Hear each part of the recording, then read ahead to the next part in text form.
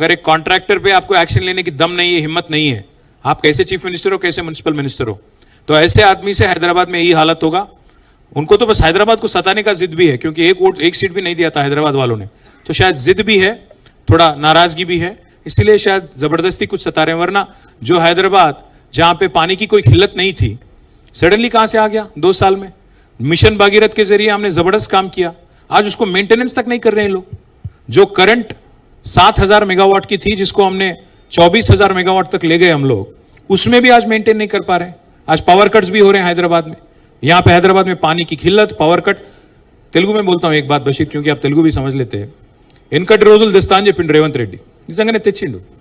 2014 ముందు ఖాళీ బిందెలు, ఖాళీ కుండలు, ట్యాంకర్ల ముంగట యుద్ధాలు, కరెంటు కోతలు, జనరేటర్ల గబ్బు, ఇన్వర్టర్ల గబ్బు మళ్ళీ తెచ్చిండు। సో అన్ఫార్చునేట్లీ కాంగ్రెస్ ఉంటే కరెంట్ ఉండదు, నేను చెప్పిన ఇదివరకే వచ్చింది మళ్ళీ అదే దరిద్రం। एचएन न्यूज के यूट्यूब चैनल को सब्सक्राइब करें और बेल आइकन को दबाना ना भूलें, ताकि आपको हर नई आने वाली वीडियो का नोटिफिकेशन बर वक्त मिल सके।